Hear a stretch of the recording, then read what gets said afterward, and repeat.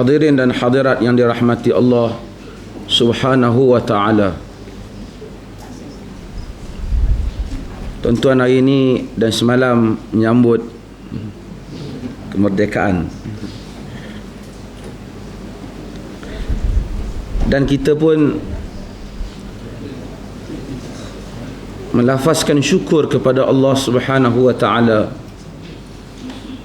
kerana Allah Subhanahu wa ta'ala telah memerdekakan negeri ini daripada cengkaman ataupun penaklukan ataupun jajahan golongan kufar ataupun penjajah. Namun kita mesti melihat makna kemerdekaan ini dari sudut yang lebih besar dan dengan kepahaman yang lebih betul. Perkara pertama sebelum kita bincang tajuk kita pada hari ini, perkara pertama yang perlu kita tahu bahawasanya manusia ini tidak ada dalam kamus hidupnya atau kamus hidupnya kemerdekaan mutlak.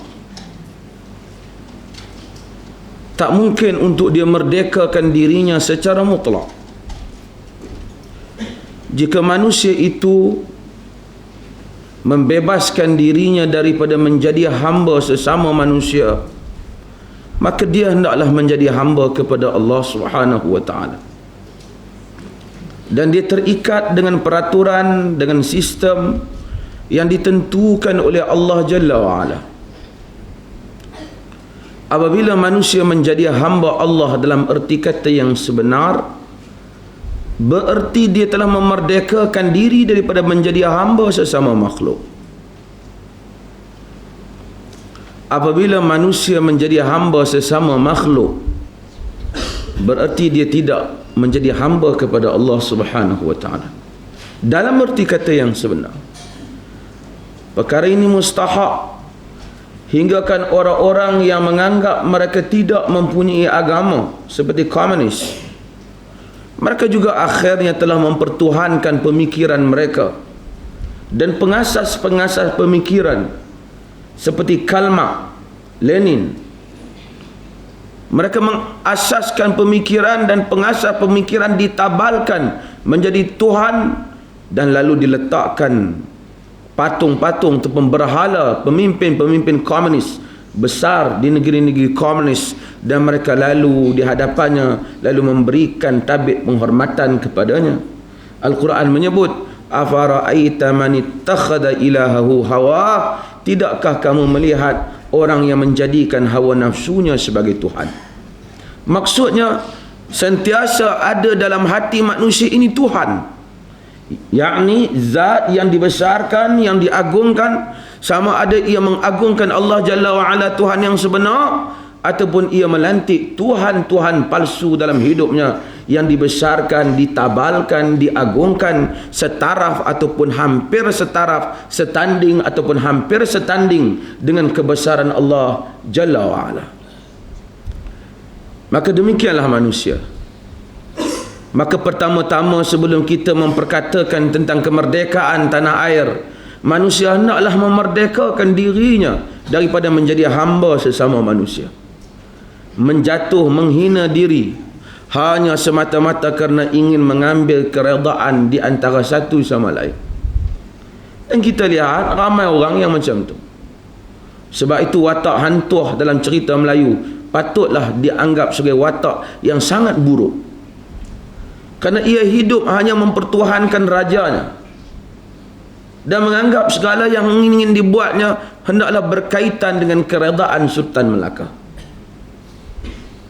Demikianlah manusia yang kehilangan akidah, yang sepatutnya tidak boleh dijadikan contoh dalam masyarakat Melayu. Watak yang sedemikian itu, ia adalah manusia yang lambang manusia yang tidak mempunyai ubudiyah yang jelas, dan lambang manusia yang telah memperhambakan diri sesama manusia.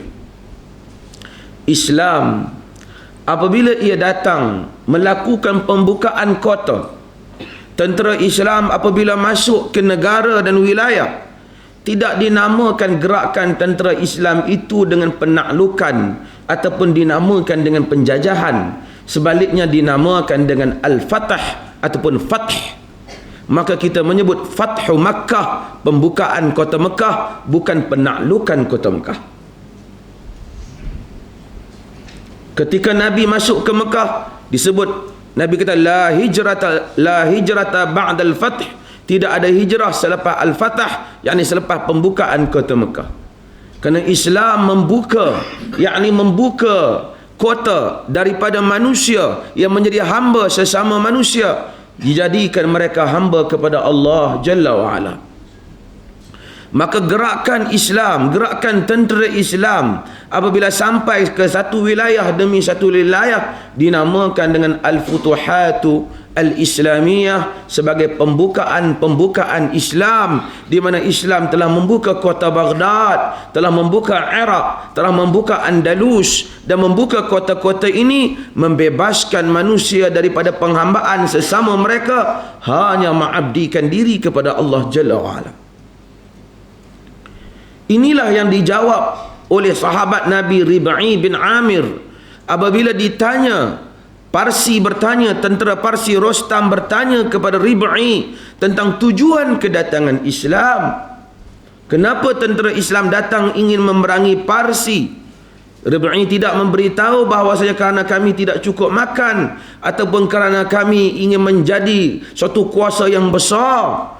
Itu bukan matlamat Islam. Tapi Rib'i memberitahu dengan ucapan dan ungkapan yang sangat jelas, Allahu bata'athana linukhrija man sya' min ibadatil ibad ila ibadatillahi wahdah, min jawril adayani ila adlil Islam, wa min dhiqid dunya ila si'atid dunya wal akhirah.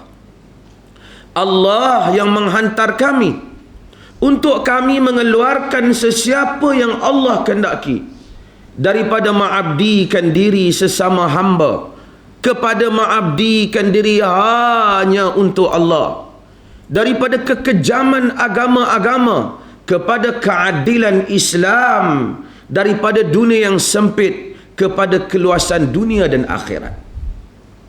Inilah ungkapan yang diberitahu oleh Rib'i, sahabat Nabi yang kecil, yang ramai orang tidak mengenali namanya, tetapi hasil daripada didikan institusi Nabi sallallahu alaihi wasallam, daripada madrasah Rasulullah sallallahu alaihi wasallam. Rib'i menyampaikan khulasah, menyampaikan intipati daripada dakwah dan gerakan tentera Islam, iaitu membebaskan manusia daripada mengabdikan diri sesama hamba kepada hanya mengabdikan diri kepada Allah, daripada kekejaman agama-agama kepada keadilan Islam, daripada dunia yang sempit kepada keluasan dunia dan akhirat, yakni daripada manusia hanya memikirkan urusan dunia kepada memikirkan bahasanya kehidupan ini luas, daripada dunia ia berkelangsungan sehingga pada hari manusia bertemu dengan Allah, iaitu pada hari akhirat kelak.